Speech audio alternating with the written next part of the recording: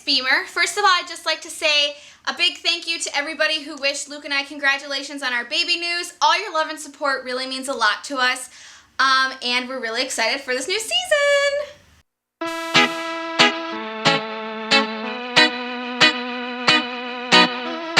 So this week I thought it would be appropriate to share Luke and I's story, how we met and got married and all that good stuff. We kind of have a unique story, so hopefully this is interesting to you. So let's just dive right into it. And at the end of this video, I'm going to show our wedding video, which was done by Bowtie Productions. That's actually my sister's company. She's amazing. So make sure you stay tuned after this video to see our wedding film. So in order to start this story, we need to rewind 6 years. It was October 2008, and it was my sister Jetty's bridal shower with her fiance, Jason. I remember being at that bridal shower, and I remember Luke walking through the door, and my best friend turns to me and she says, "Who is that?"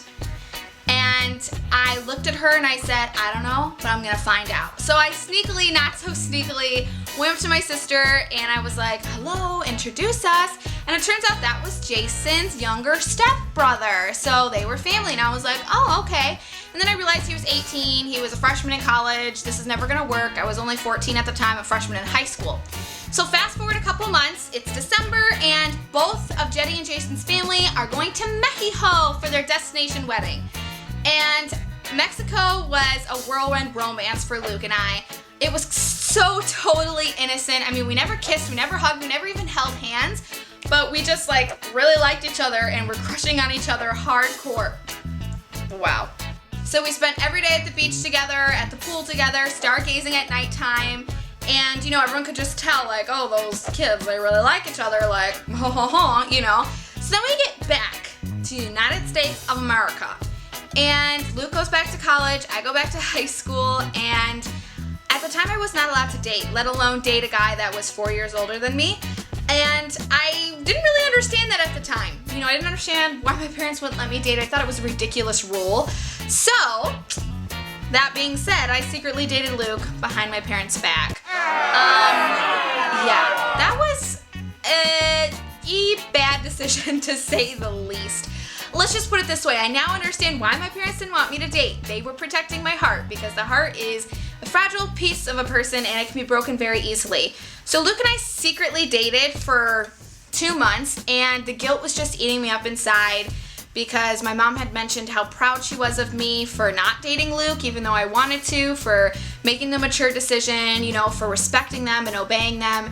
And after she said that, I was like, wow, I should probably come clean about this.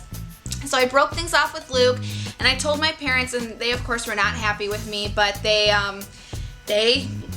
kept me in their home like good parents. And after that, Luke got a girlfriend a month later, and that shattered me. That totally shattered me. If any of you have ever had an ex that moves on that quickly, or moves on at all when you have a broken heart, I mean, it will completely destroy you. It destroyed me. And like I said, I was only 14 at the time, so I was just super immature, and I thought I was in love, and I just didn't understand anything about relationships or my heart or anything yet, you know. This was my first experience. So looking back, for when I was 14 years old and Luke was 18, and yes, he did break my heart, but I'm so grateful he's the one that broke my heart, because he never took advantage of me. He only ever kissed me, and I can say that with such relief, because if he had tried to do anything else with me, that would have made my heartbreak so much more catastrophic. And I know that so many girls deal with that, and I would say to you right now, if you're young and you're in a relationship, you think you're in love, wait, set boundaries, don't mess around physically. People will tell you that being physical is one thing and, you know, your emotions are another, but that's not true. We are intertwined, mind, body, soul, and spirit. You cannot separate them.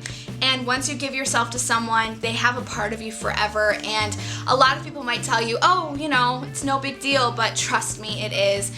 I hated him for 4 years, and I carried that around with me in my heart, and I never forgave him, never forgave myself about the whole situation. And it wasn't until I graduated high school and went to a camp called Spring Hill, and one night a girl came up to me and she confessed some mistakes that she made in relationships, some guilt that she was carrying, and I ministered to her about forgiveness, and the whole time that I was telling her about forgiveness and how she doesn't have to carry guilt and shame anymore, I was ministering to myself. And that night I went out to a field and I bawled my eyes out and I looked up to the sky and I said, God, I forgive him. I forgive myself, and I'm sorry. I don't want to carry this burden with me anymore, this hate. And as soon as I said that, as soon as I made that choice, it's not a feeling, but as soon as I made that choice to forgive myself and to forgive Luke, I just felt this weight lifted off me, and I realized I had spent so much energy hating Luke and hating myself for what I'd done.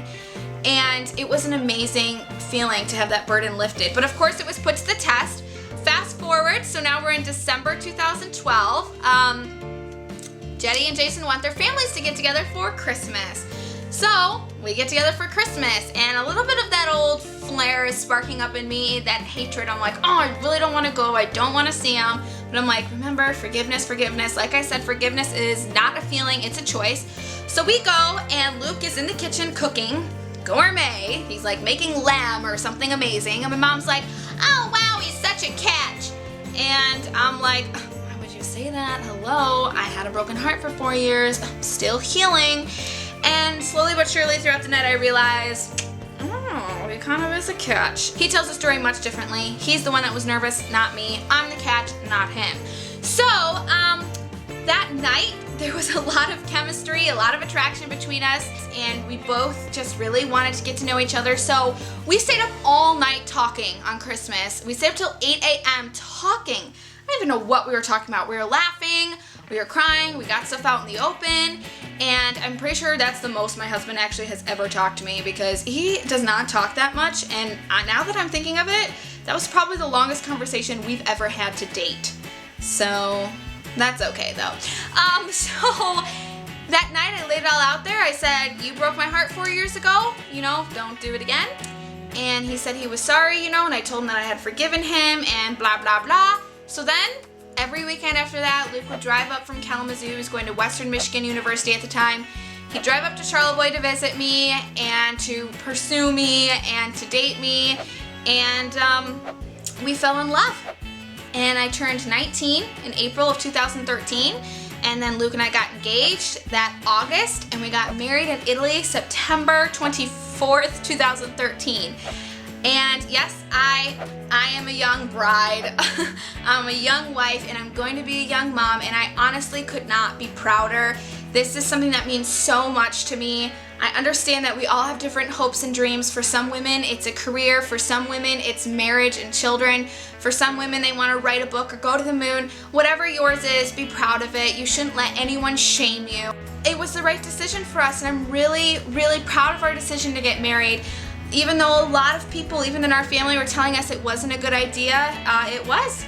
It was a good idea. So I think it's really important not to just stay in stagnant relationships for years and years.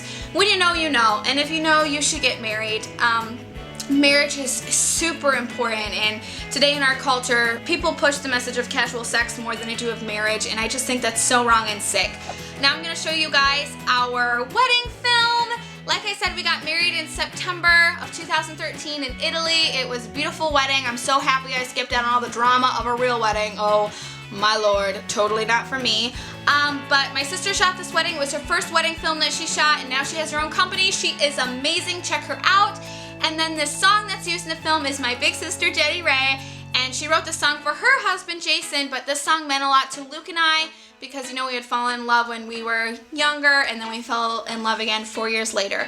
So anyway, I hope that I answered any of your questions that you might have had about Luke and I and our story, and that you enjoy our wedding film. Mwah! Love you all, thanks, and don't forget to subscribe. Bye!